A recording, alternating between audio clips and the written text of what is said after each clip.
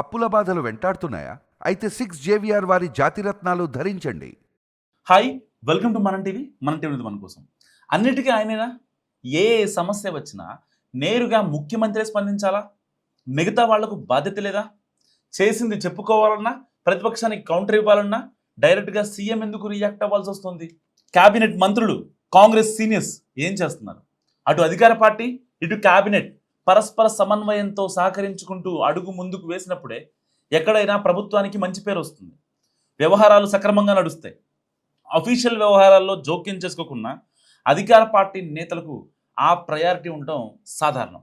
So ప్రభుత్వం మీద ఆరోపణలు వస్తే పార్టీ విపక్షాలు డైరెక్ట్గా సీఎంని అటాక్ చేస్తే క్యాబినెట్ సహచరులు వెంటనే రియాక్ట్ అయ్యి కౌంటర్స్ ఇవ్వడం కూడా సర్వసాధారణం. కానీ ప్రస్తుతం తెలంగాణలో అలాంటి వాతావరణం కనిపించడం లేదన్నది పొలిటికల్ అబ్జర్వేషన్. సో ప్రభుత్వం మీద విమర్శల విషయంలో కాంగ్రెస్ పార్టీ పెద్దలు అంటిముంటున్నట్టు ఉంటున్నారన్న అభిప్రాయం బలపడుతుంది ప్రజల్లో కూడా. అధికారంలోకి వచ్చి 2.5 ఏళ్లైనా పార్టీ నేతల్లో ఇంకా ఆ జోష్, ఆ వ్యూహం కనిపించడం లేదని అంటున్నారు. సో ప్రతిపక్షాల నుంచి విమర్శల దాడి పెరిగిన మరో రీజన్ అయినా నేరుగా సీఎం హోదాలో రేవంత్ రెడ్డి స్పందించాల్సి వస్తుంది తప్ప ఇటు పార్టీ నుంచి కానీ అటు క్యాబినెట్ మంత్రుల నుంచి కానీ ఆశించిన స్థాయిలో రియాక్షన్స్ ఉండడం లేదని మాట్లాడుకుంటున్నాయి రాజకీయ వర్గాలు. ధాన్యం కొనుగోలు వ్యవహారాన్ని తీసుకుంటే ఈసారి గతంలో కంటే ఎక్కువ దిగుబడి వచ్చింది. సో అన్ని గన్ని బ్యాగుల కొరత, మరి రవాణాకు లారీలు చాలకపోవడం లాంటి సమస్యలన్నీ తలెత్తాయి గ్రౌండ్ లెవెల్లో. ఈ పరిస్థితుల్లో మంత్రులు యాక్టివ్ రోల్ తీసుకొని ఉన్న సమస్యల్ని చెప్పి రైతుల్ని మెప్పించే ప్రయత్నం చేయాలి. కానీ ఒకరిద్దరు తప్ప మిగతా ఎవరూ కూడా పెద్దగా స్పందించలేదు. గతంలో పోల్చితే ఇప్పుడు ఎక్కువ కొనుగోలు కేంద్రాలు ఏర్పాటు చేశారు. ధాన్యం కొనుగోలు వేగం కూడా పెరిగింది. కానీ దిగుబడి ఆశించిన దానికంటే ఎక్కువ రావడంతో ఇప్పుడు సమస్యగా అనిపిస్తోంది. సాధారణంగా సమస్యలు ఏటా ఏదో ఒక రూపంలో వస్తూనే ఉంటాయి.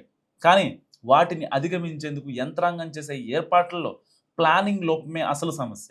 దాన్ని సరిదిద్దేందుకు కొంతమేర ప్రయత్నాలు జరుగుతున్నాయి కూడా. సో కనీసం ఆ చేసింది చెప్పుకోవడంలో కూడా అధికార పార్టీగా కాంగ్రెస్ నేతలు, క్యాబినెట్ మంత్రులు విఫలమవుతున్నారని, కొందరైతే అసలు మాకు సంబంధం లేదన్నట్టుగా ఉంటున్నారన్న చర్చలు కూడా నడుస్తున్నాయి. ఇస్తే ప్రెస్ నోట్లు, లేదంటే అరకొర రివ్యూలే అన్నట్టు ఉంది పరిస్థితి. రాష్ట్ర మంత్రివర్గంలో ఉన్న సీనియర్స్ కూడా మాకు సంబంధం లేదన్నట్లు వ్యవహరిస్తున్నారన్న అభిప్రాయం ఉంది. ఇప్పటివరకు బండి భగీరథ ఎపిసోడ్పై కానీ ధాన్యం కొనుగోలు విషయంలో కానీ మాట్లాడిందే లేదు. సో ఏ శాఖకు సంబంధించిన మంత్రి ఆ శాఖనే చూసుకుంటారని అనుకుంటున్నారా, లేదంటే మొత్తానికే ముఖ్యమంత్రే బాధ్యత వహిస్తారని భావిస్తున్నారో కానీ అత్యంత కీలకమైన అంశాల్లో కూడా సీనియర్స్ నుంచి రియాక్షన్స్ ఉండడం లేదు. ప్రతి అంశంలోనూ సీఎం రేవంత్ రెడ్డి స్పందించాల్సి వస్తుందన్నది ఓపెన్ టాక్.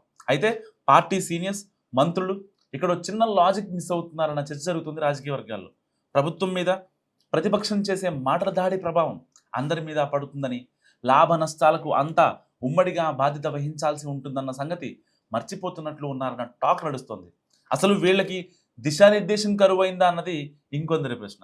సో పార్టీ నుంచి వచ్చే రియాక్షన్స్ కూడా మొక్కుబడిగా ఉంటున్నాయి తప్ప విపక్షానికి స్ట్రాంగ్ కౌంటర్ ఇవ్వాలన్న, ప్రభుత్వానికి నిలబెట్టాలన్న కసి ఏమాత్రం ఏ కోశానా కనిపించట్లేదని మాట్లాడుకుంటున్నారు. సో మరోవైపు మంత్రులు అసలు గాంధీ భవన్ వైపు రావడమే మానేశారు. ఇప్పటిదాకా పార్టీ ఆఫీస్ మెట్లెక్కని ఎంపీలు కూడా ఉన్నారంటే ఆశ్చర్యం కలగక మానదు.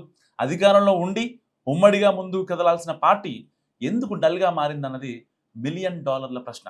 సో అంతా ఆయనే చూసుకుంటారంటూ భారం మొత్తం సీఎం రేవంత్ మీదే వేసేస్తే ఆయన మాత్రం ఎంతవరకని మోస్తారన్న ప్రశ్నలు వినిపిస్తున్నాయి. సో పార్టీ అధికారంలో ఉంటే ఇప్పుడు అందరూ ఆ పవర్ని అనుభవిస్తున్నట్టే. రేపు ఒకవేళ తేడా కొడితే నేడు నోళ్లకు తాళాలు వేసుకున్న వాళ్ళు కూడా విపక్షంలోకి వెళ్ళిపోతారు తప్ప వాళ్ళకేం ప్రత్యేకంగా పవర్స్ రావు కదా. మరి కలిసి పని చేసుకుంటే ఉన్న పవర్నే నిలబెట్టుకోగలుగుతాం కదా అన్నది కాంగ్రెస్లోని ఒక వర్గం లాజిక్ చెప్తుంది. సో ఎవరికి వారే యమునా తీరే అన్నట్టుగా ఉన్న పరిస్థితి మారితేనే అందరికీ భవిష్యత్తు ఉంటుంది తప్ప కొందరికే ప్రత్యేకం కాదని అంటున్నారు. సో క్యాబినెట్ మంత్రుల్లో ఇప్పుడున్న వైఖరి అందరికీ నష్టం చేసేది తప్ప మేం తప్పించుకుంటామంటే ముందు ముందు తిప్పలు తప్పవన్నది కాంగ్రెస్ పార్టీ కింది స్థాయిలో ఉన్న నేతల అభిప్రాయం. మరి కేవలం ప్రతి ఇష్యూకి రేవంత్ రెడ్డి స్పందించాలా? మీరేమనుకుంటున్నారు? మస్ట్ కామెంట్ చేయండి.